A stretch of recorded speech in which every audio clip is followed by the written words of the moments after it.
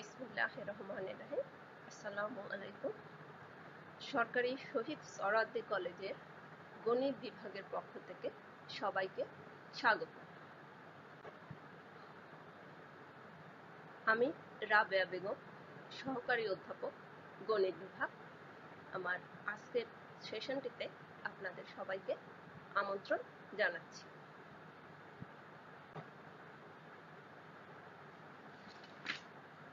আমি আমার আজকের সেশনটিতে একাদশ শ্রেণীর গণিত বিভাগের গণিত ছাত্রছাত্রীদের গণিত প্রথম পত্র বইয়ের পঞ্চম অধ্যায় নিয়ে আলোচনা করব।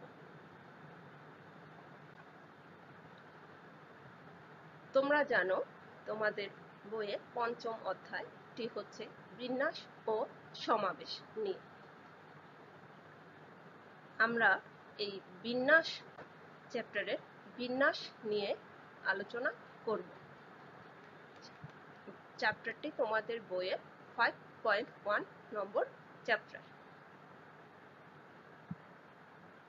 তাহলে আমরা শুরু করি। বিন্যাস। বিন্যাস বলতে আমরা কি বুঝি, বা বিন্যাস মানে কি, কিভাবে বোঝা যায় বিন্যাস কি হয়? বিন্যাস বলতে আমরা বুঝি সহজ কথায় সাজানো। কিছু বস্তু থাকবে বা কিছু নির্দিষ্ট উপাদান থাকবে, তার থেকে আমরা সবগুলো নিব, অথবা কিছু কম নিয়ে কিছু কোনো বিভিন্ন উপায়ে সাজাবো।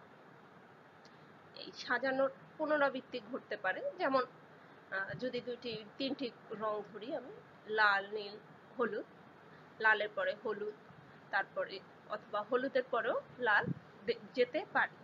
এই দুটোই ভিন্ন ভিন্ন সাজানোর দুটো উপায়। তাহলে দেখি বিন্যাস কি। বিন্যাস কতগুলো ভিন্ন ভিন্ন জিনিস থেকে কয়েকটি বা সবকটি একবার নিয়ে যত প্রকারে সাজানো যায়, অর্থাৎ ভিন্ন ভিন্ন সারি গঠন করা যায়, তাদের প্রত্যেকটিকে এক একটি বিন্যাস বলে। তাহলে আমরা একটা উদাহরণ দিয়ে সংজ্ঞাটি আরেকটু পরিষ্কারভাবে বোঝার চেষ্টা করি। মনে করি আমি এ, বি, সি ও ডি চারটি ভিন্ন ভিন্ন বর্ণ।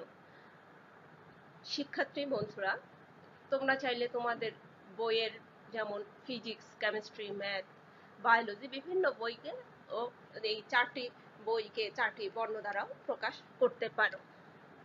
এখন আমি এই চারটি ভিন্ন ভিন্ন বর্ণ থেকে যে কোনো দুটি বর্ণ নিয়ে বিভিন্ন উপায়ে সাজাবো।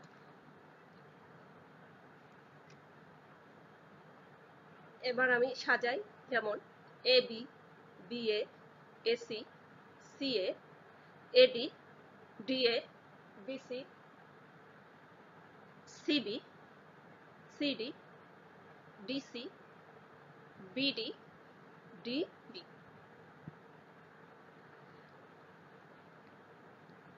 একটু সময় নিয়ে খেয়াল করে দেখো এখানে আরো কিছু কোনোভাবে সাজানো যায় কিনা। না, আর নতুন কোনো উপায়ে সাজানো যায় না। এবার তাহলে দেখি আমি কতভাবে আমি সাজিয়েছি। এখানে চারটি ভিন্ন বর্ণ থেকে দুটি নিয়ে মোট সাজানোর সংখ্যা হচ্ছে আমার 12, অর্থাৎ 12টি। সাধারণত n সংখ্যক ভিন্ন ভিন্ন জিনিস থেকে প্রত্যেকবার r সংখ্যক জিনিস নিয়ে প্রাপ্ত বিন্যাস সংখ্যাকে সংক্ষেপে NPR প্রতীক দ্বারা প্রকাশ করা হয়। আমার আগের উদাহরণটিতে ছিল আমার চারটে বর্ণ থেকে আমি দুটো বর্ণ নিয়ে সাজিয়েছি। এখানে আমার n সমান হচ্ছে 4 এবং r ইকুয়াল টু 2। এবার দেখলাম আমরা NPR প্রতীক দ্বারা প্রকাশ করা হয়, এবং NPR equal to factorial n divided by factorial n minus r দ্বারা সংজ্ঞায়িত করা হয়, যেখানে n ও r উভয়ই ধনাত্মক পূর্ণ সংখ্যা এবং n greater than equal r, অর্থাৎ r less than equal n, r কখনোই n এর সমান, n এর থেকে বেশি বড় হতে পারবে না। যেমন আমার উদাহরণটিতে ছিল 4টি থেকে দুটো নিয়ে সাজানো, 4টি থেকে কি আমি কখনো 5টি নিতে পারবো? এটা অসম্ভব। সুতরাং আর কখনোই n কে ক্রস করতে পারবে না। এবার আমি আমার এই ফর্মুলাটি npr equal to factorial n divided by factorial n minus r এর সাহায্যে দেখব আমার উদাহরণটিতে প্রাপ্ত সাজানো সংখ্যা কত হয়। মান বসাই। 4p2 equal to factorial 4 divided by factorial 4 minus 2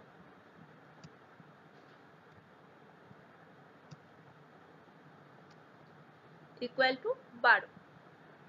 আমি হাতে গুণেও 12 পেয়েছিলাম। সুতরাং আমার উদাহরণ সূত্রটি আমরা এখন বুঝতে পারলাম। এবার আমরা npr equal to factorial n divided by factorial n minus r এই সূত্রটির প্রমাণটি পড়ব।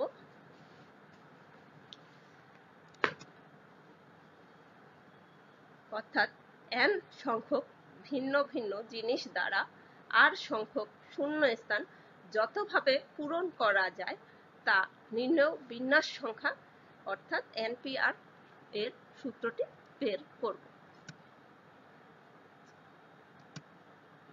সেই আগের উদাহরণটি আমরা নিই। ধরি a b c O d আমার 4টি ভিন্ন বর্ণ। এই 4টি ভিন্ন বর্ণকে আমরা ধরি 4টি স্থানে বসাবো। তাহলে প্রথম স্থানটি আমি কটি উপায়ে পূরণ করতে পারি?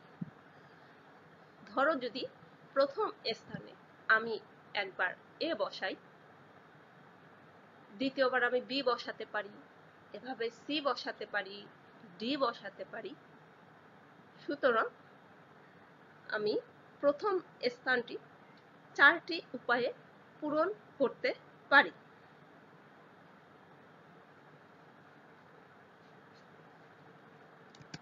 এবার দ্বিতীয় স্থান দেখো, প্রথম স্থানে আমি প্রথম একটি বর্ণ বসিয়েছি, মনে করো a বসিয়েছি, তাহলে আমার স্থান বাকি রইল কয়টি?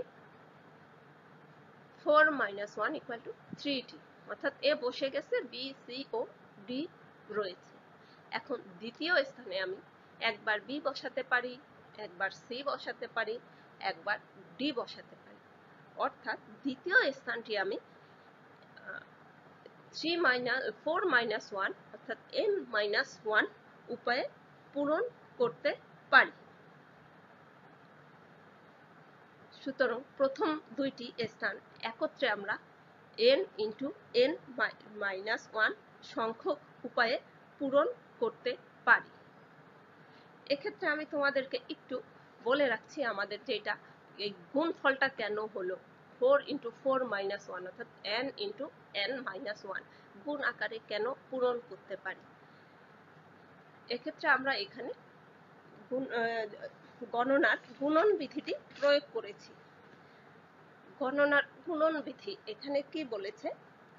যদি m সংখ্যক ভিন্ন ভিন্ন পদ্ধতিতে কোনো একটি কাজ সম্পন্ন করা যায় এবং এদের এক পদ্ধতিতে কাজটি সম্পাদিত হবার পর যদি অপর একটি কাজ n সংখ্যক ভিন্ন ভিন্ন পদ্ধতিতে সম্পন্ন করা যায়, তাহলে কাজ দুইটি একত্রে মোট m into n সংখ্যক পদ্ধতিতে সম্পন্ন করা যায়। অর্থাৎ আমার প্রথম ঘরটি আমি পূরণ করেছিলাম m উপায়ে, আবার দ্বিতীয় ঘরটি পূরণ করেছিলাম n minus 1 উপায়ে। সুতরাং আমার এই গণনার গুণন বিধি প্রয়োগ করে আমি প্রথম দুইটি স্থান n into n minus 1 উপায়ে পূরণ করতে পারি। একইভাবে আমি তৃতীয় স্থানটি পূরণ করব। প্রথম দুইটি বর্ণ দুটি স্থানে আমার বসে গিয়েছে, আমার বাকি রয়েছে সি ও ডি, দুটি বর্ণ দুটি স্থান। তাহলে এবার তৃতীয় স্থানটিতে আমি একবার সি বসাতে পারি, একবার ডি বসাতে পারি, অর্থাৎ দুটি উপায়ে পূরণ করতে পারি। সুতরাং আমার তৃতীয় স্থানটি পূরণ করছি আমি 4 × 4 - 1 × 4 - 2, অর্থাৎ n × n - 1 × n - 2 উপায়ে। চতুর্থ স্থানটি, প্রথম তিনটি স্থান পূরণ হওয়ার পরে আমার বাকি থাকে একটি বর্ণ। সুতরাং চতুর্থ স্থানটি আমি ওই অবশিষ্ট একটি বর্ণ দিয়ে একটি উপায়েই পূরণ। দেখো এবার আমি লিখেছি প্রথম দুটি স্থান 4 × 4 - 1 উপায়ে, প্রথম তিনটি স্থান 4 × 4 - 1 × 4 - 3 উপায়ে, চতুর্থ স্থান প্রথম চারটি স্থান একত্রে 4 × 4 - 1 × 4 - 2 × 4 - 3 উপায়ে পূরণ করা যায়, অর্থাৎ 4 × 3 × 2 × 1 উপায়ে। সুতরাং স্থান চারটি পূরণ করার মোট উপায় হচ্ছে আমার 4 × 4 - 1 × 4 - 2 × 4। এবার আমরা n তম সংখ্যার ক্ষেত্রে যাই, n সংখ্যকের ক্ষেত্রে, তাহলে n = 4 এবং r = 4 হলে মোট পূরণ করার উপায় হচ্ছে 4 np4, অর্থাৎ n × n - 1 × n - 2 × n - 3।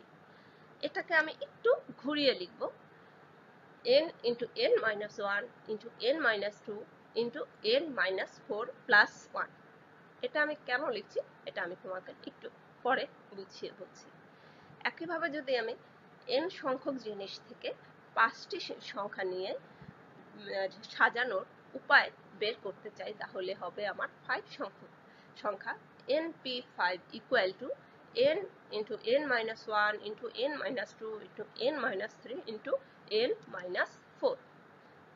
দেখো পরবর্তী লাইনে আমি n - 4 কে ভেঙে লিখেছি n - 5 + 1, একইভাবে আগের n - 3 এর মতো করে। তো অনুরূপভাবে আমরা যদি এভাবে অগ্রসর হতে থাকি তাহলে আমি দেখি যতগুলো স্থান পূরণ করা হয় উৎপাদক সংখ্যা তার সমান হচ্ছে। অর্থাৎ দেখো 4 সংখ্যক স্থান ছিল আমার n - 1 n - 2 n - 3, অর্থাৎ 4টি উৎপাদক সংখ্যা হচ্ছে আমার 4। একইভাবে 5 এর বেলায় দেখি আমি n - 1 n - 2 n - 3 × n - 4, অর্থাৎ 5 সংখ্যক উৎপাদক সংখ্যা। অতএব আমরা বলতে পারি n সংখ্যক ভিন্ন ভিন্ন বা বিভিন্ন জিনিস দ্বারা r সংখ্যক শূন্য স্থান একত্রে পূরণ করার মোট উপায় সংখ্যা npr = n × n - 1 × n - 2 × n - 3 ... r সংখ্যক উৎপাদক পর্যন্ত। এই r সংখ্যক উৎপাদকটা আমি তোমাদেরকে একটু আগে বলেছি, যেমন 4 এর বেলায় উদাহরণ, যখন n সংখ্যক থেকে 4 সংখ্যক নিয়েছি আমি গুণে ওখানে 4টি উৎপাদক পেয়েছি, 5 এর বেলায় পেয়েছি 5টি। সুতরাং আমি একইভাবে লিখতে পারি r সংখ্যকের ক্ষেত্রে r সংখ্যক পর্যন্ত উৎপাদক। দেখো এবার আমি r কে লিখেছি, আমি তোমাদের বলেছিলাম একটু আগে যে n - 3 কে আমরা ভেঙে লিখেছি n - 4 + 1, আবার n - 4 কে লিখেছি n - 5 + 1। ঠিক একইভাবে আমরা এই r সংখ্যক পর্যন্ত উৎপাদক, অর্থাৎ আমি সে পদটি তো জানি না, সেই একইভাবে আমরা লিখেছি n - r + 1। তোমরা কোশ্চেনের শুরুতেই জানো আমরা কোশ্চেনটি আসলে প্রমাণ করছি npr = n / n - r। কিন্তু দেখো এখনো আমি, অর্থাৎ আমাকে উপরে n এবং নিচে n - r করতে হবে। কিন্তু আমরা এখন পর্যন্ত পেয়েছি npr equal to n into n minus 1 into n minus 2 dot dot dot into n minus r plus 1।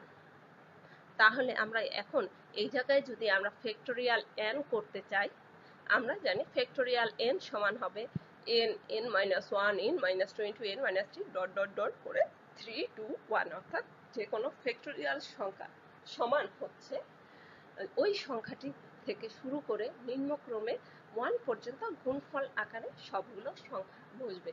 অথবা যদি বলি আমি 1 থেকে ঊর্ধ্বক্রমে ওই নির্দিষ্ট সংখ্যাটি পর্যন্ত গুণফল আকারে বসবে। তাহলে আমার ফ্যাক্টোরিয়াল n করতে হলে আমার n মাইনাস r প্লাস 1 পর্যন্ত রয়েছে, আমরা এর পূর্ববর্তী পদগুলো এখানে তার সঙ্গে গুণ দিয়ে দিব। আমরা দিয়েছি n minus r into n minus r minus 1 dot dot dot 3 into 2 into 1। যেহেতু আমি উপরে গুণ দিয়েছি তাই আবার আমাকে একই পদগুলো নিচে ভাগ দিয়ে এটাকে ব্যালেন্স করতে হবে। তাই নিচেও আমি লিখেছি n minus r into n minus r minus 1 dot dot dot 3 2 1। সুতরাং আমরা লিখতে পারি উপরে ফ্যাক্টোরিয়াল n, নিচে ফ্যাক্টোরিয়াল n minus r। অর্থাৎ n সংখ্যক জিনিস থেকে r সংখ্যক জিনিস নিয়ে সাজানোর উপায় হচ্ছে আমার npr equal to factorial n divided by factorial n minus r। এবার দেখো, আমরা শুরুতে বলেছিলাম r সর্বোচ্চ n এর সমান হতে পারবে। এখন তাহলে আমি যদি দেখি, যদি r n এর সমান হয় তাহলে npr equal to অর্থাৎ npn equal to কি হয়? npn equal to factorial n divided by factorial n minus n equal to factorial n divided by factorial 0 equal to factorial n, যেখানে factorial 0 equal to 1। অর্থাৎ r যখন n এর সমান হয়ে যায় তখন আমার npn equal to হয়ে যাচ্ছে factorial n। অর্থাৎ যতগুলো বস্তু থাকবে বা জিনিস থাকবে তার থেকে আমি যদি সবগুলো নিয়েই সাজাই তাহলে আমার সেই সাজানো সংখ্যা বা উপায় সংখ্যা হবে ফ্যাক্টোরিয়াল n।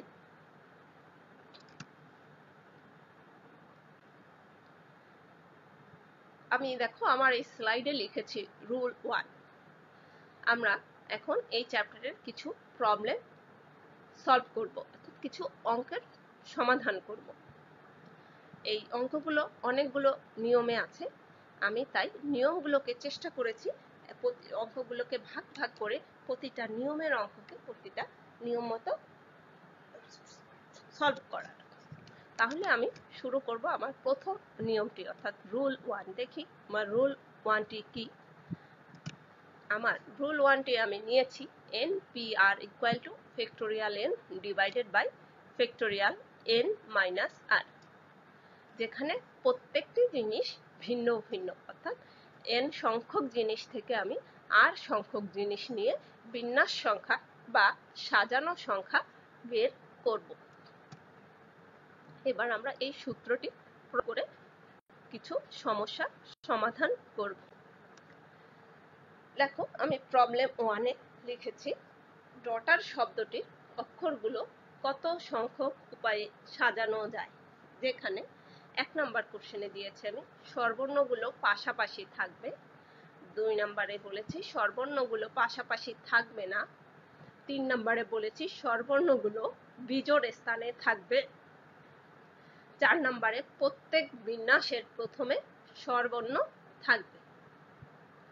আচ্ছা, তোমরা জানো এই ডটার, আর্টিকেল, প্রফেসর, থিসিস, এইরকম অনেকগুলো শব্দ, আরো অনেক শব্দ দিয়ে তোমাদের অনেকগুলো অঙ্ক আছে। অঙ্কগুলো তোমরা খেয়াল করলে দেখবে ম্যাক্সিমাম গুলো অঙ্কগুলোতেই এই প্রবলেমগুলোই বের করতে বলে, যেখানে স্বরবর্ণগুলো একত্রে থাকবে, একত্রে থাকবে না, জোড় স্থানে থাকবে বা বিজোড় স্থানে থাকবে, স্বরবর্ণ কোনটা আগে থাকবে বা ব্যঞ্জন বর্ণ আগে থাকবে।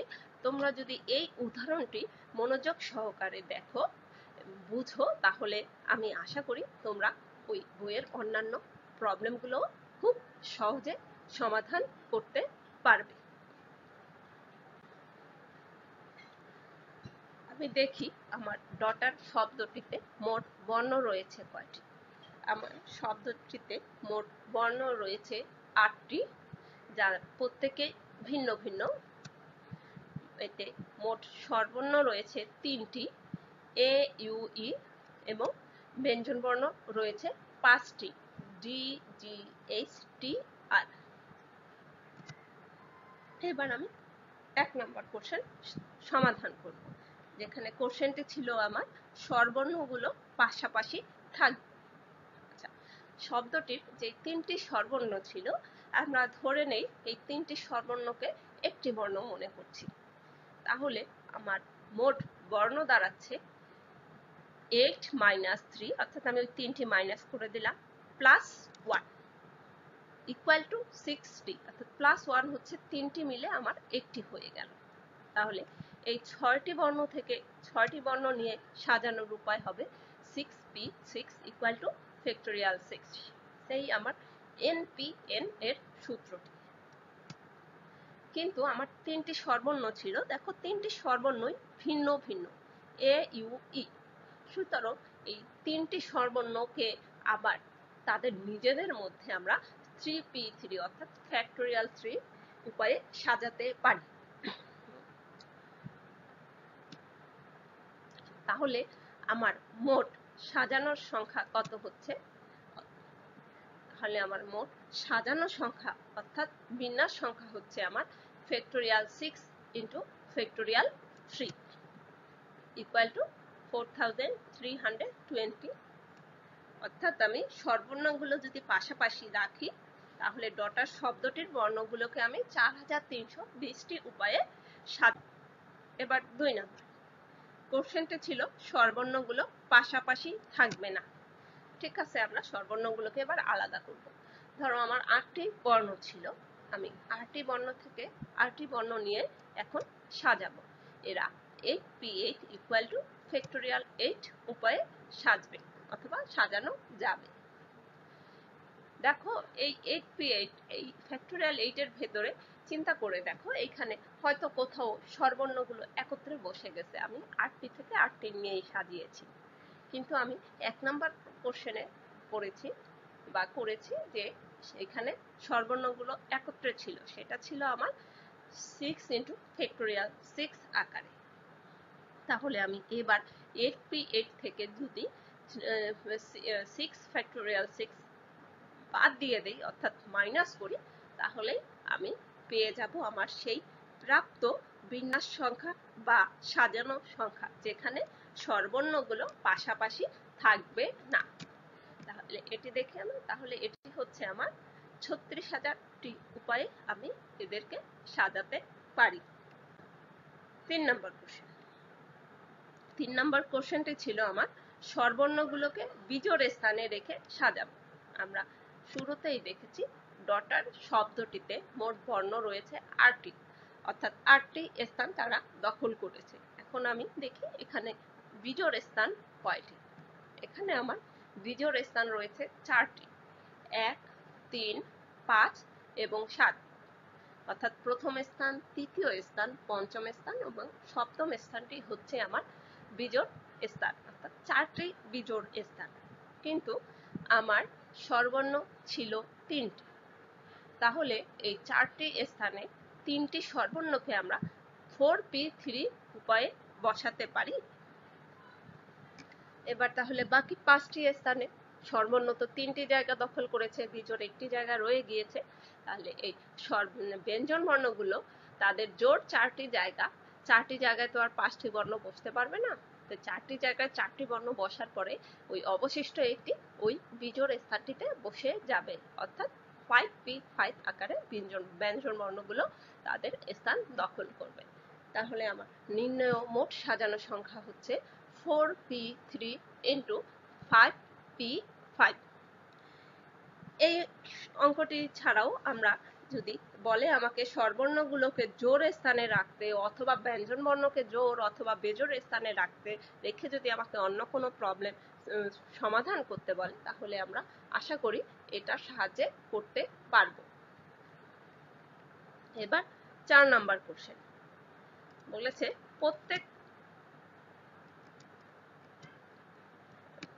প্রত্যেক বিন্যাসের প্রথমে স্বরবর্ণ থাকতে। আচ্ছা, আমার মোট বর্ণ ছিল 8টি, তাতে স্বরবর্ণ ছিল 3টি। এখন যদি ধরো একটি স্বরবর্ণ এ দিয়ে আমরা শুরু করি, তাহলে এ দিয়ে প্রথম ঘরটি যাওয়ার পরে বাকি 7টি ঘরে 7টি বর্ণ 7p7 আকারে বসবে। একইভাবে যদি এর পরিবর্তে আমরা ইউ বসাই, তাহলে হয়ে যাবে ইউ সাথে বাকি 7টি 7p7 আকারেই বসবে। অনুরূপভাবে ই এর ক্ষেত্রেও 7p7 আকারে বসবে। তাহলে আমার এক্ষেত্রে নির্ণয় মোট সাজানো সংখ্যা হচ্ছে 3 × 7p7। এই 3 হচ্ছে আমার সেই স্বরবর্ণ 3টির সংখ্যা, অর্থাৎ 3 × ফ্যাক্টোরিয়াল 7 উপায়ে। আচ্ছা, তোমাদের বইয়ে হয়তো অন্য ধরনের অঙ্ক কোশ্চেন থাকতে পারে, যেখানে হয়তো বলবে প্রত্যেক বিন্যাসের শুরুতে স্বর ব্যঞ্জন বর্ণ থাকতে পারে। আমরা যদি এই অঙ্কটি বুঝে থাকি, তাহলে আমরা বাকি অন্য অঙ্কটিও করতে পারি। দেখো প্রবলেম 2, আমি এই সূত্রের সাহায্যে আরো একটি প্রবলেমের সলভ করব। দেখো তোমাদের বইয়ে এইরকম বিভিন্ন অঙ্ক দিয়েও কিছু সমস্যা দেয়া আছে। আমি চেষ্টা করেছি এই অঙ্কের মাধ্যমে তার ম্যাক্সিমাম গুলো তুলে আনার। দেখি তাহলে আমার প্রবলেমটি কি। 65320 অঙ্কগুলোর প্রত্যেকটি প্রতি সংখ্যায় একবার মাত্র ব্যবহার করে 5 অঙ্ক বিশিষ্ট। দেখো আমার রোমান 1 দিয়ে লিখেছি আমি। সেই একে বলেছে কয়টি অর্থপূর্ণ বিজোড় সংখ্যা গঠন করা যাবে।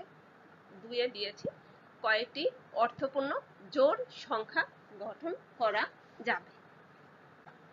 সমাধান। আচ্ছা, আমার প্রথম কোশ্চেনটা ছিল অর্থপূর্ণ বিজোড় সংখ্যা। তাহলে আমাকে এই ক্ষেত্রে দুইটি বিষয় অবশ্যই লক্ষ্য রাখতে হবে। বিষয় দুটি হচ্ছে যে আমরা জানি যে কোনো সংখ্যা বিজোড় হবে যদি তার শেষ স্থানে 3, 5, 7, 9 ইত্যাদি এই সংখ্যাগুলো থাকে।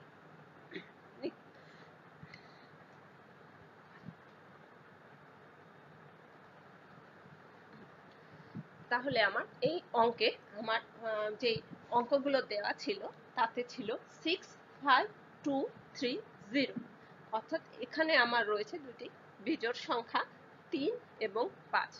সুতরাং এই 5 অঙ্ক বিশিষ্ট অর্থপূর্ণ বিজোড় সংখ্যা গঠনের ক্ষেত্রে আমার শেষ স্থানে অবশ্যই 3 অথবা 5 থাকতে হবে। আরেকটি বিষয় যেটি প্রথম স্থানে শূন্য থাকতে পারবে না, কারণ প্রথম স্থানে যদি শূন্য থাকে তাহলে সেই সংখ্যাটি 5 অঙ্ক বিশিষ্ট কোনো অর্থপূর্ণ সংখ্যা হয় না। এবার আমরা সংখ্যা গঠন করব। দেখো আমি এখানে 5টি ঘর এঁকেছি। 5টি ঘরে মনে করে আমি ওই 5টি অঙ্ক বসাবো। 5টি অঙ্ক বসিয়ে 5 অঙ্ক বিশিষ্ট অর্থপূর্ণ সংখ্যা গঠন করব।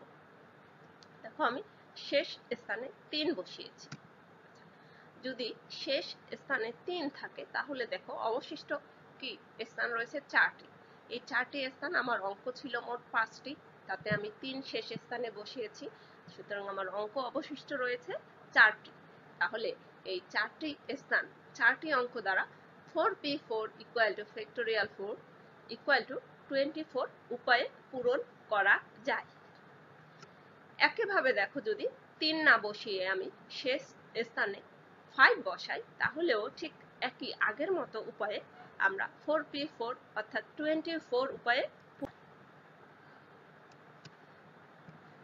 দেখো আমি পরবর্তীতে আরো একটি ঘর এঁকেছি, যাতে যেই প্রথম ঘরটিতে 0 বসিয়েছি, পরের ঘরটিতে 3 বসিয়েছি। মাঝখানে রয়েছে আমার 3টি ঘর, অর্থাৎ আমি দুটি অঙ্ক দুটো ঘরে বসিয়ে দিয়েছি। আমার অবশিষ্ট রয়েছে 3টি ঘর ও 3টি অঙ্ক। তাহলে এই 3টি ঘরে অবশিষ্ট 3টি অঙ্ক 3p3 উপায়ে অর্থাৎ ফ্যাক্টোরিয়াল 3 = 6 উপায়ে আমরা বসাতে পারি। কিন্তু এখন তুমি সেই খালি ঘরটার দিকে আরেকবার দেখো, দেখো শূন্য দিয়েছি আমি শুরুতে, শেষে 3 বা 5 যাই বসাই। এখন এই সংখ্যাটিতে হচ্ছে 5 অঙ্ক বিশিষ্ট সংখ্যা, এটা কি অর্থপূর্ণ হচ্ছে? আমি একইভাবে 5 দিয়েও দেখিয়েছি, সে মাঝখানের 3টি 6 উপায়ে পূরণ করা যাবে। কিন্তু আমরা দেখতে পাচ্ছি যে এইখানে 3 বা 5 শেষের স্থানে যেটাই বসাই না কেন, সেই 3 এর ক্ষেত্রে প্রাপ্ত 6 এবং 5 এর ক্ষেত্রে প্রাপ্ত 6, এই 6 6 12টি সংখ্যা এরা কেউই 5 অঙ্ক বিশিষ্ট অর্থপূর্ণ সংখ্যা নয়। সুতরাং আমার 5 অঙ্ক বিশিষ্ট অর্থপূর্ণ বিজোড় সংখ্যা হবে সেই প্রথমে প্রাপ্ত 3 এর ক্ষেত্রে প্রাপ্ত 24, সেটা থেকে বাদ যাবে 6, এবং 5 এর ক্ষেত্রে প্রাপ্ত 24, তার থেকেও 6 বাদ যাবে, অর্থাৎ 18 + 18 = 36। এবার আমি গঠন করব আমার অর্থপূর্ণ জোড় সংখ্যা, অর্থাৎ আমার দ্বিতীয় কোশ্চেনটি সমাধান করব। একইভাবে আমার এখানেও খেয়াল রাখতে হবে, আমার জোড় সংখ্যা গঠনের ক্ষেত্রে তার শেষ স্থানে থাকবে 2 4 6 8 0। আমার এখানে যেই অঙ্কগুলো ছিল তার মধ্যে আমার জোড় সংখ্যা রয়েছে 2 6 এবং 0, এবং প্রথম স্থানে পূর্বের মতোই 0 থাকতে পারবে না। এখন যদি আমি প্রথম স্থানটিতে 2 অথবা 6 এর যে কোনো একটি এবং 0, এই দুটি যদি বাদ দিই, তাহলে প্রথম স্থানটিতে আমি অবশিষ্ট যে আমার 3টি বর্ণ রয়েছে, যে 3টি অঙ্ক রয়েছে, সেই 3টি অঙ্ক দ্বারা 3p1 আকারে পূরণ করতে পারি। খেয়াল করো, এখানে আমি বলেছি প্রথম স্থানটি, যেখানে 2 বসাবো না বা 6ও বসাবো না, অর্থাৎ 2 অথবা 6, এতে দুটোকে আমি একত্রে এক গ্রুপ ধরেছি, এবং 0, এই দুটোকে 2 বা 6, আবারও বলছি 2 বা 6, এই দুইটি অঙ্ককে আমি ধরেছি একটি অঙ্ক, এবং 0কে ধরেছি একটি অঙ্ক। তাহলে প্রথম স্থানটিতে আমি এটা কেন আমি এভাবে ধরেছি, আমি এবং লিখেছি অবশিষ্ট 3টি অঙ্ক, কিন্তু আমি জানি আমার সংখ্যা গঠিত হবে 5 অঙ্ক বিশিষ্ট। ধরো প্রথম স্থানে আমি 2 বসিয়েছি, তাহলে শেষ স্থানে আমার 6 বসতে পারে বা 0 বসতে পারে। একইভাবে যখন আমি প্রথম স্থানটিতে 6 বসাই, 2 অথবা শেষে 2 বা 0 বসতে পারে, কিন্তু যদি আবার 0 বসাই, শেষে 2 বা 6 বসতে পারে। কিন্তু আমি বলেছি আমি সেই শেষ স্থানটিকে আমি বাদ দিচ্ছি, কারণ যখন 2 প্রথমে বসবে, শেষে আর 2 থাকবে না। আবার যদি 6 প্রথমে থাকে, শেষে 6 থাকবে না।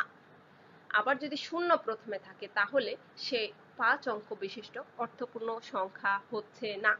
যার কারণে আমি 2 বা 6কে একটি গ্রুপ বা একটি অঙ্ক বিবেচনা করেছি, এবং 0কে একটি, এই মোট 3টি অঙ্ক চলে গেলে আমার অবশিষ্ট 3টি অঙ্ক এই প্রথম ঘরে আমি বসাবো।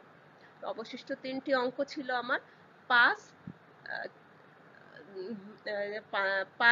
3, আর যখন 2 বসাবো অবশিষ্ট অঙ্ক তখন 6, যখন 6 বসাবো অবশিষ্ট অঙ্ক তখন হবে 2। এভাবে আমি অবশিষ্ট 3টি অঙ্ক দ্বারা তাহলে আমি 3p1, অর্থাৎ প্রথম ঘরটি ফিল আপ করছি আমি, তাই এদের পূরণের উপায় হবে 3p1। আচ্ছা, এখন যদি প্রথম স্থানটিতে আমি 2 বা 6 দ্বারা পূরণ করি, কারণ 0 বসলে সে 4 অঙ্ক বিশিষ্ট হয়ে যাবে, সুতরাং 2 বা 6 দ্বারা কিভাবে পূরণ করতে পারি, 2p1 উপায়। এবার আমার শেষের স্থান চলে গেল, প্রথম স্থানও চলে গেল, রয়েছে আমার মাঝখানের 3টি স্থান।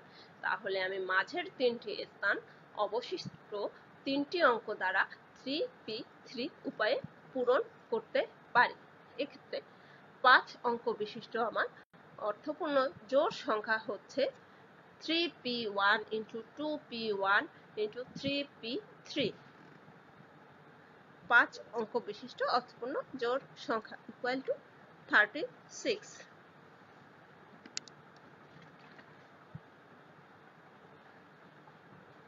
এরা হচ্ছে আমার 5 অঙ্ক বিশিষ্ট জোড় সংখ্যা।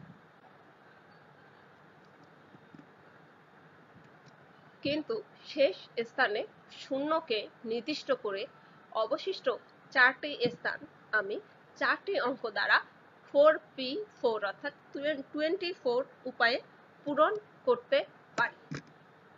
তাহলে আমার নির্ণেয় অর্থপূর্ণ জোড় সংখ্যা হচ্ছে, আমি আগে পেয়েছিলাম 36টি, এখন শূন্যকে শেষ স্থানে বসিয়ে পেয়েছি 24টি, অর্থাৎ 36 যোগ 24 সমান 60। দেখো আমি এখানে একটু নোট দিয়ে দিয়েছি। 5p5 equal to factorial 5 equal to 120, 4p4 equal to 24। দেখো তো তোমরা বুঝতে পারো কিনা এটা কেন করেছি আমি। এবং 5p5 minus 4p4 equal to 96, অথবা লিখেছি আমি 1 যোগ 2 equal two 36 plus 60 equal to 96 ব্র্যাকেটে 5 অঙ্ক বিশিষ্ট অর্থপূর্ণ মোট সংখ্যা। অর্থাৎ আমি এখানে দুটি কোশ্চেনকে একত্রে করে দিয়েছি। যদি আমার কোশ্চেনটিতে এরকম বলে 65230 অঙ্কগুলো দ্বারা 5 অঙ্ক বিশিষ্ট অর্থপূর্ণ কয়টি সংখ্যা গঠন করা যায়। খুব সহজেই তুমি বের করেছো বিজোড় এবং জোড়, এই দুটো যোগ করলেই আমরা পেয়ে যাচ্ছি 5 অঙ্ক বিশিষ্ট অর্থপূর্ণ জোড় সংখ্যা, অর্থাৎ 36 যোগ 60 ইকুয়াল টু 96। এটি আমরা একভাবে করতে পারি, অথবা আমরা অন্যভাবেও করতে পারি। যদি ধরো যেই অঙ্কে আমাকে এইভাবে জোড় বিজোড় বের করতে বলেন, তখন আমরা ডাইরেক্ট করব। যেমন 5টি থেকে 5টি অঙ্ক নিব 5p5 সমান ফ্যাক্টোরিয়াল 5 উপায়ে, এবং এইখানে কেউ কেউ শূন্যটি প্রথম স্থানে থাকতে পারে, তাই প্রথম স্থানে শূন্যকে আমরা ফিক্সড করে দিলে অবশিষ্ট 4টি স্থান আমরা 4p4 ইকুয়াল টু 24 উপায়ে পূরণ করতে পারি। এখন আমরা 5p5 থেকে 4p4 বিয়োগ করে দিলে আমি পেয়ে যাচ্ছি আমার অর্থপূর্ণ মোট সংখ্যা। এবার আমি রুল 2 দিয়ে কিছু সমস্যা সমাধান করব। দেখি আমি এই রুল 2 তে কি রেখেছি। রুল 2 তে আমি বলেছি যে এখানে প্রত্যেকটি জিনিস ভিন্ন ভিন্ন নয়, এরূপ ক্ষেত্রে বিন্যাস সংখ্যা নির্ণয় করা। দেখো আমি সূত্রটি লিখেছি, factorial n divided by factorial p factorial q factorial r, অর্থাৎ n সংখ্যক জিনিসের মধ্যে p সংখ্যক এক রকমের, q সংখ্যক এক রকমের, r সংখ্যক এক রকমের, এইভাবে বিভিন্ন জিনিস হতে পারে। যেমন ধরো তোমার 10টি কলম রয়েছে, তার মধ্যে হয়তো 3টি কলম লাল, 4টি কলম কালো, বাকি কলমগুলো নীল রঙের, এভাবে হতে পারে। সেই ক্ষেত্রে আমি এই সূত্রের সাহায্যে factorial n divided by factorial p factorial q factorial r এই সূত্র প্রয়োগ করে এই ধরনের প্রবলেম সমাধান করব। অর্থাৎ তোমার এইখানে n হচ্ছে তোমার 10, এই p আর q এগুলো হচ্ছে ধরো p q r হচ্ছে লাল নীল কালো। এবার প্রবলেম দেখো, আমি একটি অঙ্ক দিয়েছি মিলেনিয়াম। এই শব্দটির অক্ষরগুলো 1 নম্বরে বলেছি কত প্রকারে সাজানো যায়, 2 নম্বরে বলেছি কতগুলোতে প্রথমে ও শেষে m থাকবে, 3 নম্বরে কতগুলোতে স্বরবর্ণগুলো একত্রে থাকবে। তোমাদের বইয়ে মিলেনিয়াম, ম্যাথমেটিক্স, ইঞ্জিনিয়ার এভাবে অনেকগুলো আমি জানি শব্দ দেয়া আছে। সেই শব্দগুলো দিয়ে তুমি খেয়াল করবে, হয়তো যেই প্রবলেমগুলো দেয়া আছে সলভ করার জন্য আমি সেখানে এগুলো আমার এই অঙ্কের মাধ্যমে সেগুলো একত্রিত করার চেষ্টা করেছি। এবার আমরা কোশ্চেনটি সলিউশন। প্রথমে আমি দেখি আমার মিলেনিয়াম শব্দটিতে মোট বর্ণ রয়েছে কয়টি। এতে মোট বর্ণ রয়েছে 10টি, যার মধ্যে m 2টি, l 2টি, n 2টি, i 2টি। অর্থাৎ ওই যে আমি তোমাকে যে বলেছিলাম 10টি কলমের মধ্যে 3টি লাল, 4টি নীল, 6টি কালো, এরকম আর কি। এখানে আবার 4টি রয়েছে স্বরবর্ণ, যার 2টি ই, 2টি আই, একটি ই ও একটি ইউ রয়েছে। এবার আমরা প্রথম কোশ্চেনটা খেয়াল করি।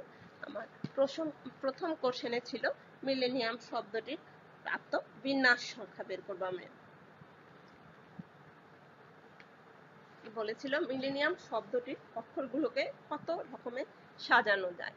তাহলে আমি নির্ণয় বিন্যাস সংখ্যা হবে আমার factorial 10 divided by factorial 2 factorial 2 factorial 2 into factorial 2, অর্থাৎ ফ্যাক্টোরিয়াল 2 টু দি পাওয়ার 4। এই ফ্যাক্টোরিয়াল 2 প্রথমটি হচ্ছে m, দ্বিতীয়টি l, তৃতীয়টি n, চতুর্থটি i, এভাবে সবগুলো।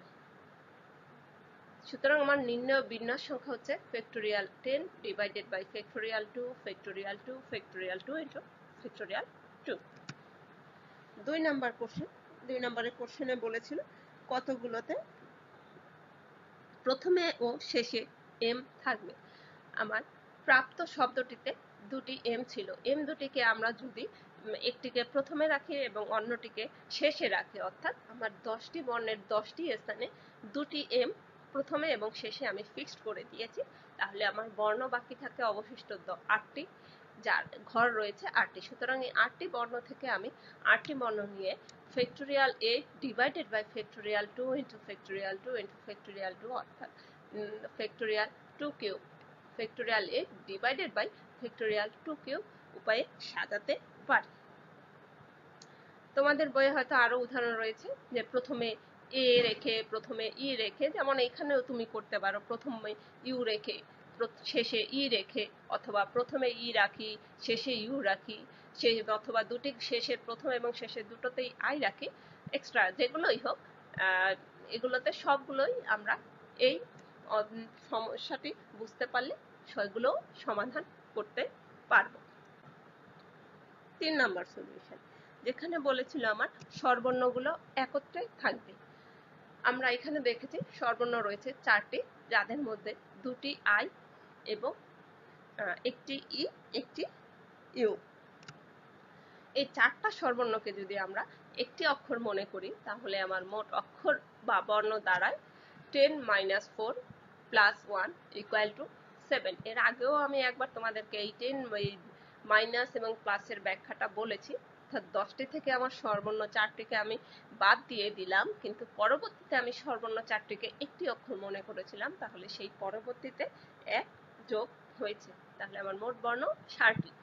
এই 60টি থেকে এবার আমি সাজাবো factorial 7 divided by factorial 2 into factorial 2 into factorial 2 equal to 630 উপায়। কিন্তু এই স্বরবর্ণ 4টি আবার নিজেদের মধ্যে factorial 2 / 4 divided by factorial 2 equal to 12 উপায়ে সাজানো যায়। তাহলে আমার নির্ণেয় মোট সাজানো সংখ্যা বা বিন্যাস সংখ্যা হচ্ছে, যেখানে স্বরবর্ণগুলো একত্রে থাকবে, 630 × 12 ইকুয়াল টু 7560। তাহলে আমার প্রবলেম 3 সলভ হয়ে গেল। আশা করি তোমরা এটা বুঝতে পারলে বইয়ের বাকি অঙ্কগুলো করতে পারবে। এবার আমরা সেই একই নিয়মে আরো একটি অঙ্ক সমাধান করব। প্রবলেম 4, একজন লোকের একটি সাদা, 2টি লাল এবং 3টি সবুজ পতাকা আছে। একটির উপর আর একটি সাজানো 4টি পতাকা নিয়ে সে কতগুলো বিভিন্ন সংকেত তৈরি করতে পারবে। সলিউশন, আমাকে বলেছে 4টি পতাকা দ্বারা গঠিত সংকেত তৈরি করতে, অর্থাৎ আমাকে 4টি পতাকা আমি নিতে পারবো। এখানে রয়েছে আমার সাদা 1টি, লাল 2টি, সবুজ 3টি, অর্থাৎ 3 2 5 6টি। 6টি পতাকা থেকে আমি যে কোনো 4টি নিয়ে সাজাবো। দেখো আমি এটা ছক করে লিখেছি। প্রথম যেমন এ দিয়েছি, আমি এর ক্ষেত্রে আমরা সাজাবো। ধরো আমি সাদা থেকে 1টি নিয়েছি, লাল থেকে 2টি নিয়েছি এবং সবুজ থেকে 3টি নিয়েছি। দেখো 4টি বলেছিল, 4টি হয়েছে কিনা আমার, 1 যোগ 2 যোগ 1, হ্যাঁ 4টি হয়েছে। সুতরাং এই 4টি আমরা ফ্যাক্টোরিয়াল 4 ডিভাইডেড বাই ফ্যাক্টোরিয়াল 2 উপায়ে সাজাতে পারি। এই ফ্যাক্টোরিয়াল 2টি হচ্ছে আমার 2টি লাল, সেই 2। এবার বি উপায়ে আমরা করি, সাদা 1টি নিয়েছি, লাল 1টি নিয়েছি, সবুজ 2টি নিয়েছি। সেই একইভাবে ফ্যাক্টোরিয়াল 4 ডিভাইডেড বাই ফ্যাক্টোরিয়াল 2। সির ক্ষেত্রে সাদা একটি নিয়েছি, এবার আমরা লাল নেইনি, লাল 0, লাল এর পরিবর্তে আমরা সবুজ 3টি নিয়েছি, অর্থাৎ পতাকা সংখ্যা হলো আমার 3 আর 1 4, এবং এদের সাজানোর উপায় হলো factorial 4 divided by factorial 3 equal to 4 উপায়। ডি, এক্ষেত্রে আমরা আবার সাদা নেইনি, লাল নিয়েছি একটি, সবুজ নিয়েছি 3টি, এক্ষেত্রে আমরা 4 factorial 4 divided by factorial 3 equal to 4 উপায়ে সংকেত তৈরি করতে পারি। ইর ক্ষেত্রে সাদা নেইনি, লাল নিয়েছি 2টি, সবুজ নিয়েছি 2টি, অর্থাৎ factorial 4 divided by factorial 2 into factorial 2 equal to 6 উপায়ে সংকেত তৈরি করতে পারি। এবার তোমরা আর একটু খেয়াল করে দেখো আরো কোনো উপায়ে পূরণ করা যায় কিনা, যে হয়তো আমার ভুল হয়ে গিয়েছে।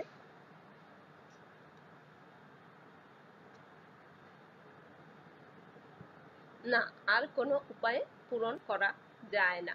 সুতরাং আমার সংকেত তৈরির মোট উপায় হচ্ছে 12 যোগ 12 যোগ 4 যোগ 4 যোগ 6, অর্থাৎ মোট সংকেত সংখ্যা হচ্ছে আমার 38। বইয়ে তোমাদের এইরকম আরো অনেক অন্যান্য অনেক প্রবলেম রয়েছে, সেগুলো তোমরা সমাধান করবে। রুল 3, এই রুল 3তে আমি কি দিয়েছি, এখানে বলেছি n সংখ্যক ভিন্ন ভিন্ন জিনিস থেকে প্রত্যেকবারে r সংখ্যক জিনিস নিয়ে বিন্যাস সংখ্যা নির্ণয় করতে হবে, যেখানে যে কোনো জিনিসের r সংখ্যক বার পুনরাবৃত্তি ঘটতে পারে। দেখি তাহলে এক্ষেত্রে নির্ণয় বিন্যাস সংখ্যা হচ্ছে আমার n to the power r, অর্থাৎ r সংখ্যক n সংখ্যক জিনিস থেকে আমি r সংখ্যক জিনিস নিয়ে বিন্যাস সংখ্যা বের করব, অর্থাৎ r সংখ্যক বার পুনরাবৃত্তি ঘটতে পারে, মানে সে বারবার আসবে। এবার আমরা সলভ করব, দেখি একটি উদাহরণ। 4 5 6 7 8 এর প্রত্যেকটিকে যে কোনো সংখ্যক বার নিয়ে 4 অঙ্ক বিশিষ্ট কতগুলো সংখ্যা গঠন করা যায়? এই সংখ্যাগুলোর কয়টিতে একই অঙ্ক একাধিকবার থাকবে? দেখো আমার কোশ্চেনটিতে ছিল যে কোনো সংখ্যক বার নিয়ে, আমি সূত্রটিতে বলেছিলাম আর সংখ্যক বার পুনরাবৃত্তি, অর্থাৎ এখানে যে দিয়েছে যে কোনো সংখ্যক বার, তার মানে পুনরাবৃত্তি ঘটবে। তাহলে আমি এই ক্ষেত্রে এই অঙ্কটি সমাধান করব ওই n to the power r এর সূত্র প্রয়োগের মাধ্যমে। সমাধান, এখানে 5টি অঙ্ক থেকে প্রতিবারে 4টি অঙ্ক আমাকে বলেছিল, যে দেয়া ছিল 5টি অঙ্ক, 4 5 6 7 8 এই 5টি অঙ্ক ছিল। তাহলে এর থেকে আমি প্রত্যেক যে কোনো সংখ্যক বার নিয়ে আমাকে 4 অঙ্ক বিশিষ্ট সংখ্যা গঠন করতে বলেছিল। তাহলে এখন আমি করি, এখানে 5টি অঙ্ক থেকে প্রতিবারে 4টি অঙ্ক, অর্থাৎ একই অঙ্ক একাধিকবার নিয়েও পরপর সাজালে আমি 4 অঙ্ক বিশিষ্ট মোট সংখ্যা পাবো, অর্থাৎ 5টি জিনিস থেকে প্রতিবারে 4টি জিনিস, যেখানে একই জিনিসের 4 সংখ্যক বার পুনরাবৃত্তি ঘটতে পারে। তাহলে এই 5টি জিনিস থেকে প্রতিবারে 4টি জিনিস নিয়ে বিন্যাস সংখ্যাই হলো আমার মোট সংখ্যা।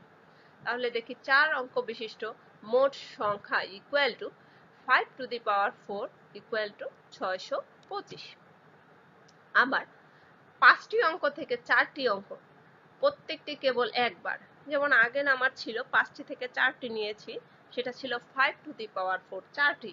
যেমন ধরো তুমি 4ই 4 বার নিতে পারো, তাহলে 4 কতবার হচ্ছে, 4 বার হয়ে গেল। একইভাবে আমি 5ও 4 বার নিতে পারি, 5 to the power 4 4 to the পাওয়ার 4। একইভাবে আমরা 6 নিতে পারি, 6 টু দি পাওয়ার 4।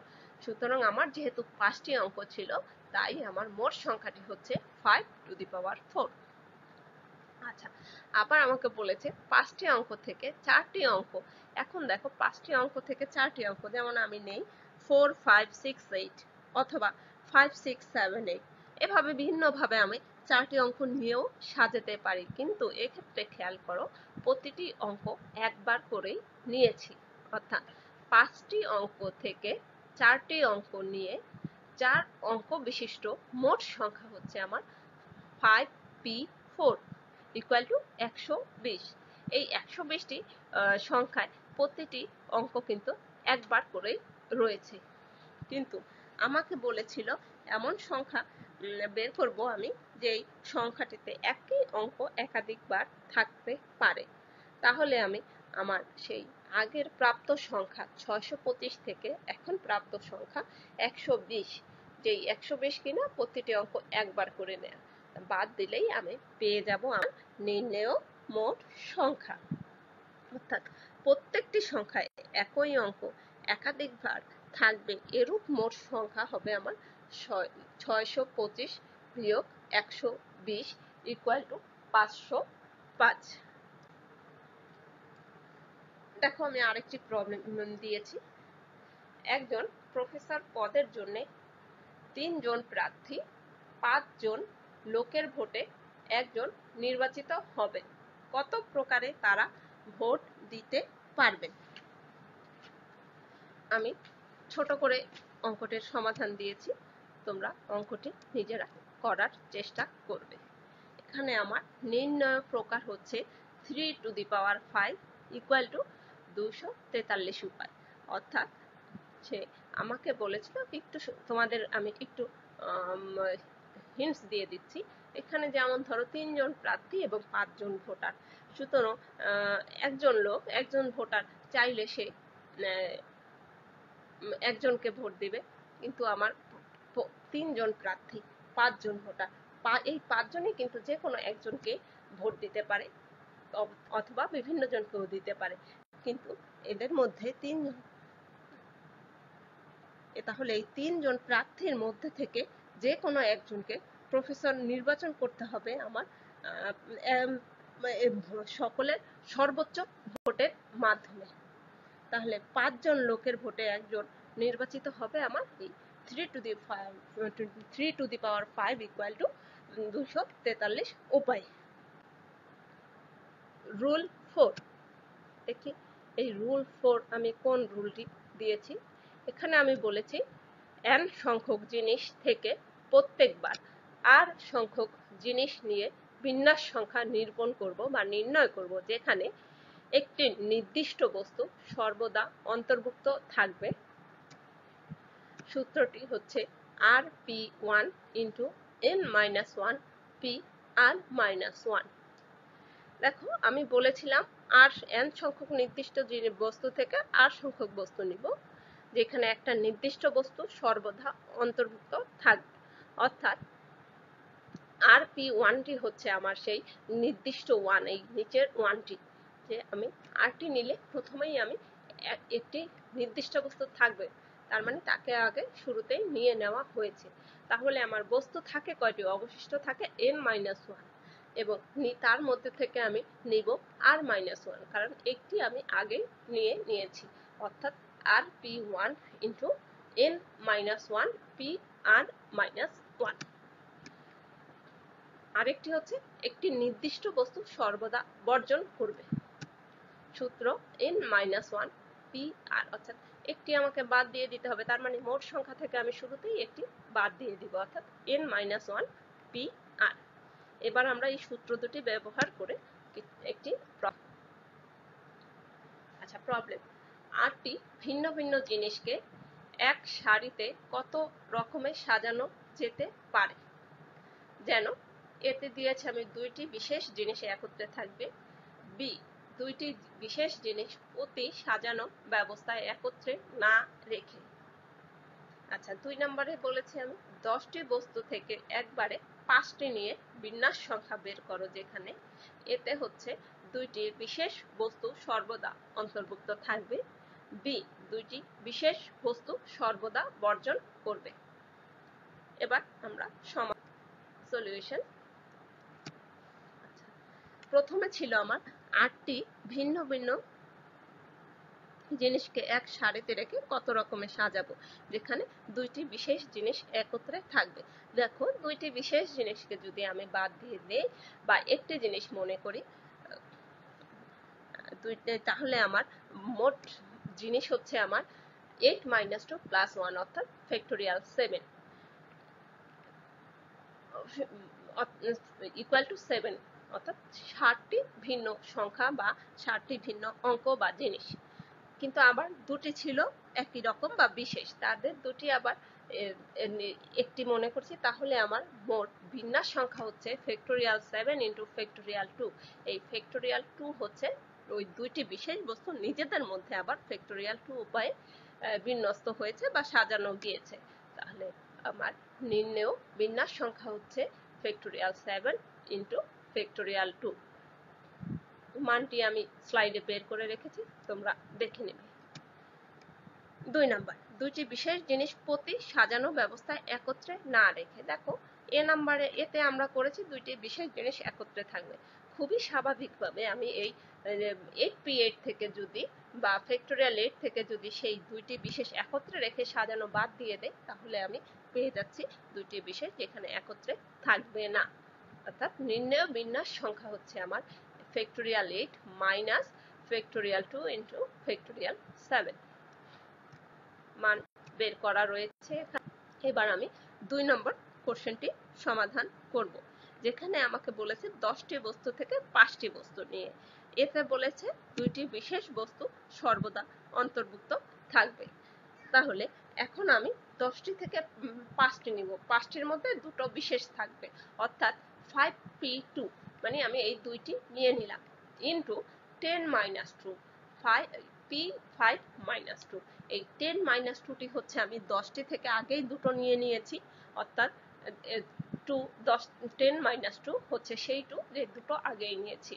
আবার নিচে দেখো আমি লিখেছি 5 - 2, অর্থাৎ দুটো আগেই নিয়েছি, তাহলে 5টি থেকে এখন আমি এবারে নিব 3টি, অর্থাৎ 5p2 × 8p3 ইকুয়াল টু 6720। এবার বি, যেখানে বলেছিল দুইটি বিশেষ বস্তু সর্বদা বর্জন করব, অর্থাৎ 10টি থেকে আমি দুটো প্রথমেই বাদ দিয়ে দিব এবং অবশিষ্ট থেকে অর্থাৎ 8টি থেকে 5টি নিয়ে আমি নির্ণয় বিন্যাস সংখ্যা পেয়ে যাব, অর্থাৎ 10 - 2p5 equal to 8p5 equal 6720। আচ্ছা, রুল 5, এটাকে আমি বলছি গোল টেবিল বিন্যাস। গোল টেবিল বিন্যাস বলতে আমরা কি বুঝি? গোল টেবিল বিন্যাস বলতে সাধারণত বোঝা যায় যে গোল টেবিলের চারপাশে নির্দিষ্ট সংখ্যক চেয়ারের সবগুলোতে বিভিন্ন ব্যক্তিকে কিভাবে সাজানো যায়। একটি গোল টেবিলের চারপাশে n সংখ্যক চেয়ার থাকলে n সংখ্যক ব্যক্তিকে টেবিলের চারপাশের চেয়ারগুলোতে সাজানো উপায় সংখ্যা হচ্ছে ফ্যাক্টোরিয়াল n। এবার আমরা এই সূত্রটি প্রয়োগ করে একটি অঙ্ক সমাধান করব। প্রবলেম 8, 2 জন কলা বিভাগের ছাত্রকে একত্রে না বসিয়ে 5 জন বিজ্ঞানের ছাত্র ও 5 জন কলা বিভাগের ছাত্র কত রকমের একটি গোল টেবিলের চারপাশে আসন নিতে পারে? সলিউশন। মনে করি 5 জন কলা বিভাগের ছাত্রকে গোল টেবিলের চতুর্দিকে নির্দিষ্ট আসনে বসানো হলো। এই 5 জন 5টি চেয়ারে বসলে তাদের মাঝখানে আমার 5টি শূন্য চেয়ার থাকবে। এই 5টি শূন্য চেয়ার আমি 5 জন বিজ্ঞান বিভাগের ছাত্র দ্বারা পূরণ করব। তাহলে 5 জন বিজ্ঞান বিভাগের ছাত্র দ্বারা বাকি শূন্য 5টি স্থান ফ্যাক্টোরিয়াল 5 উপায়ে পূরণ করা যেতে পারে। পুনরায় একজন কলা বিভাগের ছাত্র নির্দিষ্ট করে আমরা যদি অবশিষ্ট 4 জন কলা বিভাগের ছাত্রকে আমরা কি করব? ফ্যাক্টোরিয়াল 4 উপায়ে বসাতে পারি। আমরা একজন কলা বিভাগের ছাত্র নির্দিষ্ট করে ধরেছি, কারণ 2 জন কলা বিভাগের ছাত্রকে আমরা একত্রে বসাতে পারবো না, তাদের মাঝখানে অবশ্যই একজন বিজ্ঞানের ছাত্র দিতে হবে। সুতরাং দুইজন কলা বিভাগের ছাত্রকে একত্রে না বসিয়ে নির্ণেয় সাজানো সংখ্যা equal to factorial 5 into factorial 4 equal to 2880। আমি আরেকটি প্রবলেম দিয়েছি এই একই নিয়মের। কত উপায়ে 4 জন ভারতীয় ও 4 জন বাংলাদেশি গোল টেবিলের চারপাশে আসন গ্রহণ করতে পারবে যাতে 2 জন ভারতীয় একত্রে বসবে না, অর্থাৎ একত্রে না বসিয়ে। তাহলে আগের মতো করে এখানে সলিউশন কি হবে আমার? Factorial 4 into factorial 3 equal two 144। অর্থাৎ আমরা 5 জন ভারতীয়কে যদি বসাই, 5টি শূন্য চেয়ারে 5 জন বাংলাদেশিকে বসাবো, তাদের একজনকে ফিক্সড করব, বাকি আসনে আমরা ফ্যাক্টোরিয়াল 3 উপায়ে বসাতে পারব। কক্সবাজার শহরের টেলিফোনগুলি 5 অঙ্ক বিশিষ্ট। কোশ্চেনে আমাকে বলেছে টেলিফোন নম্বরগুলো 5 অঙ্ক বিশিষ্ট। সুতরাং 5 অঙ্ক বিশিষ্ট সংখ্যার প্রথম অঙ্কটি 0 বাদ দিয়ে আমরা, অর্থাৎ 0 বাদ দিয়ে বাকি 9টি অঙ্ক আমাকে বলেছিল 0 থেকে 9। দেখো 0 থেকে বাদ দিলে 1 থেকে 9 পর্যন্ত আমরা 9টি অঙ্কই পাচ্ছি। এই 9টি অঙ্ক দ্বারা আমি 9 উপায়ে পূরণ করতে পারি। কারণ টেলিফোন নাম্বার 0 দিয়ে শুরু হয় না, অর্থাৎ প্রথম ঘরে আমার প্রথম ডিজিটে 0 বসবে না। কিন্তু দ্বিতীয়, তৃতীয়, চতুর্থ এগুলোতে হয়তো 0, হয়তো কেন এগুলোতে 0 বসবে। সুতরাং দ্বিতীয় স্থানটি আমি তাহলে 0 থেকে 9 এই 10টি অঙ্ক দ্বারাই 10টি উপায়ে পূরণ করতে পারি। একইভাবে তৃতীয়, চতুর্থ, পঞ্চম স্থানও আমরা এই 10টি উপায়ে পূরণ করতে পারি। অর্থাৎ আমার নির্ণয় টেলিফোন সংযোগ সংখ্যা হচ্ছে 9 into 10 to the power 4। Problem 11। একটি তালার 3টি রিং এর প্রত্যেকটিতে 10টি করে অক্ষর মুদ্রিত আছে। 3টি অক্ষরের কেবল একটি বিন্যাসের জন্য তালাটি খোলা গেলে কতগুলো বিন্যাসের জন্য তালাটি খোলা যাবে না? সলিউশন। নির্ণয় বিন্যাস সংখ্যা আমরা করেছি, সলিউশনে আমি প্রথমে বিন্যাসের মোট সংখ্যাটা লিখেছি। দেখো 10 ইন্টু 10 ইন্টু 10 অর্থাৎ 10 কিউব ইকুয়াল টু 1000। যেহেতু একটি বিন্যাসের জন্য তালাটি খোলা যাবে না, আগে আমরা এই 10 কিউবের ব্যাখ্যাটা বলছি তোমাদেরকে। দেখো প্রথম রিংয়ে 10টি অক্ষর মুদ্রিত রয়েছে, বলেছে একটি তালায় 3টি রিং, এর প্রত্যেকটিতে 10টি করে অক্ষর মুদ্রিত রয়েছে। আর 3টি অক্ষরের জন্য এই তালাটি 3টি অক্ষরের একটি বিন্যাসে তালাটি খোলা গেলে কতটি বিন্যাসে খোলা যাবে না? অর্থাৎ আমাকে যাই করি আমি 3টি স্থান নিয়ে আমাকে কাজ করতে হচ্ছে। কিন্তু প্রথম 3 স্থানটি অর্থাৎ প্রথম রিংয়ে 10টি অক্ষর মুদ্রিত আছে। সুতরাং প্রথম বিন্যাসের প্রথম স্থানটি আমি 10 রকম উপায়ে পূরণ করতে পারবো।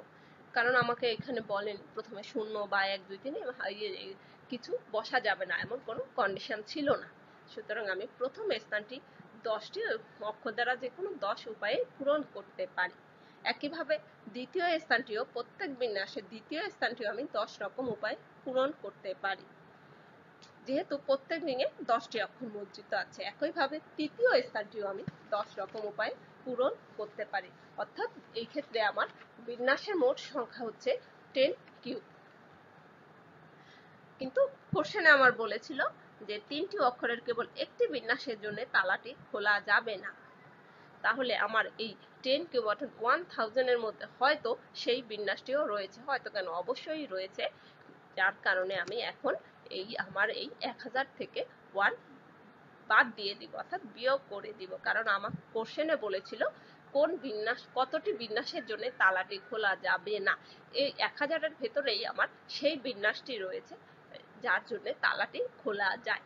তাই আমরা এইবার 1000 থেকে 1 বাদ দিয়ে দিলেই আমরা পাবো যে বিন্যাসের জন্য তালাটি খোলা যাবে না সেই সংখ্যা, অর্থাৎ 999।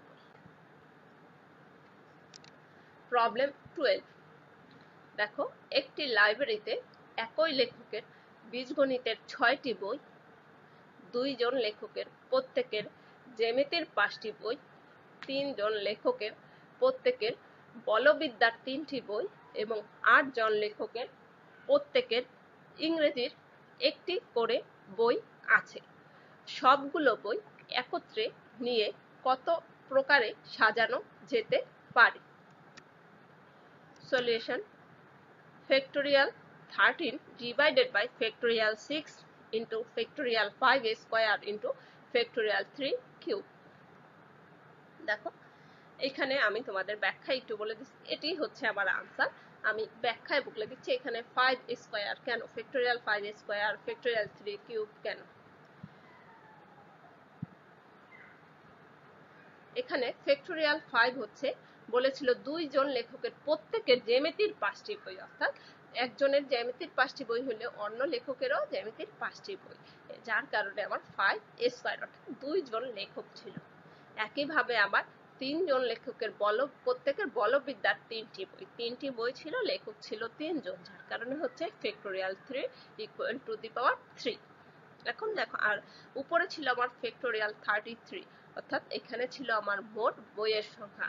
বই দেখো কয়টি, বীজগণিতের 6টি ছিল, জ্যামিতির 5টি ছিল, কিন্তু ছিল 2 জন লেখকের, অর্থাৎ জ্যামিতির 5 into 2 ইকুয়াল টু 10টি বই। তাহলে আমার 6 আর 10 হলো 16। তারপরে ছিল 3 জন লেখকের প্রত্যেকের বলবিদ্যার 3টি, প্রত্যেকের বলবিদ্যার 3টি করে হলে 3 জনের হচ্ছে 9টি বই। আমার আগের ছিল 6 + 10 + 9 এবং 8 জনের প্রত্যেকের ইংরেজির 1টি, অর্থাৎ 8টি ইংরেজি বই। তাহলে আমার মোট বই হচ্ছে 6 + 10 + 9 + 8 ইকুয়াল টু 33।